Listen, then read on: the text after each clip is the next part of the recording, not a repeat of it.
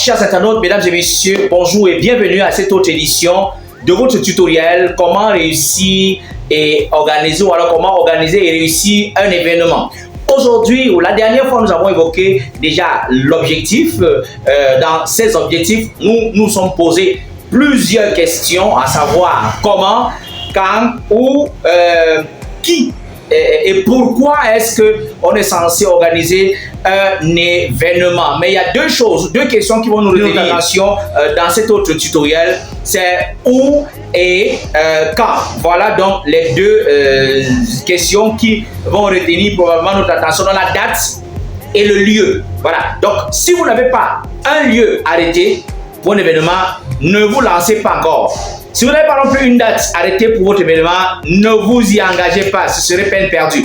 Donc, si vous avez donc répondu à ces deux questions, à savoir où et quand, le lieu et la date, vous êtes sûr que votre événement a réussi à 40% ou à 30%. Voilà, 30 ou 40% en attendant d'ajouter d'autres ingrédients, genre déco, service traiteur, maître de cérémonie, artiste comédien, artiste musicien, sécurité et officier d'état civil et que sais-je encore. Voilà. Donc, comme je l'ai dit, nous avons le lieu et la date. Si vous n'avez pas encore arrêté ces deux points, ne vous empressez pas d'organiser un événement. Alors, le lieu, ça peut être, vous savez, les gens, généralement, quand ils choisissent le lieu, on juge. Les invités jugent le plus souvent la carrure, la hauteur des organisateurs et les qualifient en fonction du lieu. Par exemple, si on va dans un hôtel 4 étoiles, on organise un événement dans un hôtel 4 étoiles ou 3 étoiles. Alors, soyez-en sûrs, les invités sauront que le couple ou alors l'organisateur ne fait pas dans la dentelle. Mais ici, par contre, on va organiser un mariage dans un foyer. Alors, soyez-en sûrs, on sait déjà comment vous caricaturer et où vous placer parce que, vous savez, les lieux ne se valent pas. Tout comme on peut organiser un événement au village ou en ville. Mais vous savez, au village, c'est généralement la première étape. On a voir les parents, le fait de voir les parents, ce qu'on appelle vulgairement la dot, qu'on fait le plus souvent de manière retranchée au village. On organise une première étape après le toquet-porte. Après le toquet-porte, on a la dot. On va, n'est-ce pas, dire merci aux parents, essayer de prendre l'onction parentale, parce qu'on a épousé une fille d'une localité bien précise. On va prendre l'onction parentale et après avoir pris cette onction parentale, on se rabat n'est-ce pas, du côté de la ville pour continuer les hostilités. Voilà, donc ça veut dire que dès qu'on a choisi le lieu, ça peut être en campagne, comme ça peut être en ville, comme ça peut être dans une grande ville. Ça dépend des gens qui partent d'Afrique, du Cameroun, où nous trouvons en ce moment, pour Paris, ou Washington, ou New York, pour organiser le nuit de noces. Alors, il y en a, par contre, qui préfèrent rentrer au village, à Bangante, à Mburuku, à Bouddha et que sais-je encore, pour organiser c'est-à-dire que toutes les étapes d'une cérémonie. Alors, pour ceux qui choisissent la campagne, c'est un choix. Pour ceux qui choisissent également la ville, c'est également un autre choix. Donc, si on a le lieu, organiser notre cérémonie, le lieu, y compris la salle, c'est-à-dire que la ville et la salle, une salle dans cette ville, voilà donc que le premier élément a été contourné. Voilà, donc on a le lieu allant avec la salle, voilà, la salle de fête, soit un foyer, soit une salle d'un hôtel, soit une salle de fête proprement dite qui est carrément décalée. On a pas mal de salles de fête, on en a ici à donner en compte plusieurs. Je ne peux pas laisser ici pour ne pas faire l'apologie ou la publicité, mais vous savez, les salles, il y en a à profusion.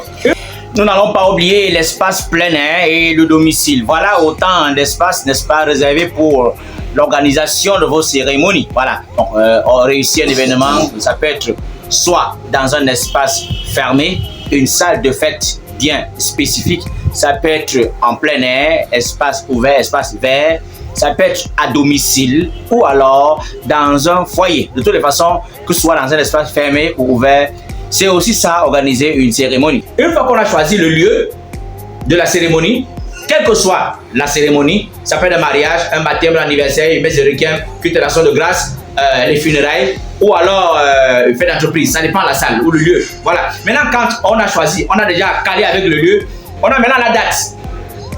On a la date, vous savez, généralement quand on organise un événement en semaine, c'est pas bon. de lundi à jeudi ou à vendredi, les gens vont à leurs occupations. Sauf si, pendant cette période, on peut faire ce qu'on appelle un cocktail d'événements, un cocktail de mariage, un cocktail de cérémonie, un événement qui prendra peut-être 2, 3 ou 4 heures de temps maximum. Et puis après, ces 4 heures, c'est achevé. On ne peut pas aller au-delà des 4 heures. Là, ça peut être possible parce que les gens travaillent le lendemain. Alors, mais si on le fait un week-end, ce qui est le plus souvent plausible, organiser des événements, soit vendredi, samedi ou dimanche. Alors, quand c'est le week-end, ou qui est même qui sont même les week-ends qui sont les moments idéaux, on organise le week-end, un samedi, la date appropriée, on cale la date de samedi. C'est une date où, un jour où tout le monde est presque free, sinon tout le monde est free. Un jour où, après avoir célébré, après avoir dansé jusqu'au matin, jusqu'au petit matin, les gens vont se reposer dimanche. Soit ils vont au tarot après, soit ils vont faire du sport, soit ils vont faire de la natation, soit ils vont rendre visite aux grands-parents, soit ils vont rendre visite à la belle famille, soit ils sont en famille et que sais-je encore. Donc, voilà donc les éléments pour lesquels, voilà les 9 éléments sur lesquels nous appesantissons aujourd'hui pour permettre de nous revoir à la prochaine édition, prochain tutoriel. Ne manquez surtout pas de vous abonner, n'est-ce pas, à la page dont le nom s'affiche au bas, un événement en modèle avec. Vous avez à travers cette page votre événement clé à main parce que nous avons des DJ, nous avons des maîtres de cérémonie, nous avons des artistes musiciens, des artistes comédiens, des jongleurs, nous avons les gars du piano bar, nous avons les services de décoration, nous avons les services setters, nous avons les agents de sécurité, nous avons les voitures locales, les agents de location de voitures, nous avons les restaurants où vous pouvez organiser vos cérémonies, nous avons la salle de fête, nous avons les foyers, nous avons à votre portée tous ces éléments qui peuvent, n'est-ce pas, vous permettre de réussir clé à main votre événement. Si et surtout si vous nous faites confiance, je fais un big up à Laurence et Minerve. Voilà, ce couple qui vit du côté de l'Allemagne, qui a décidé de faire confiance après les autres à ce concept, un événement, un modèle avec ce concept ce concept qui vous permet d'avoir votre événement clé à main. Vous également, faites-nous confiance, faites-nous confiance. S'il y en a qui nous font désormais confiance et nous permettent de leur offrir, n'est-ce pas, comme un joyau, n'est-ce pas, leur événement. Parce que, vous savez, quand on a un événement, un modèle avec assez tous, ou alors comme organisateur d'événements, on ne souffre d'aucune contestation. Ça, c'est clair et net. Donc, abonnez-vous massivement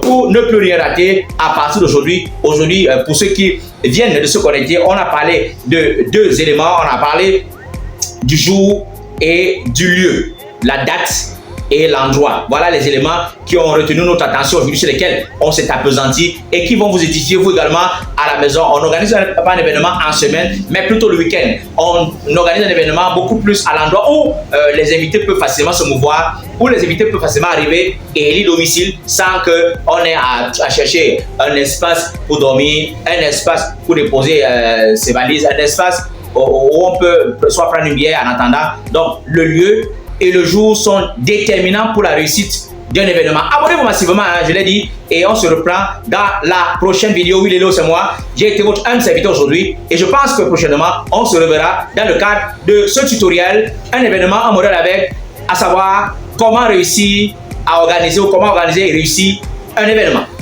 Big up, oui, Lélo, c'est moi. À la prochaine.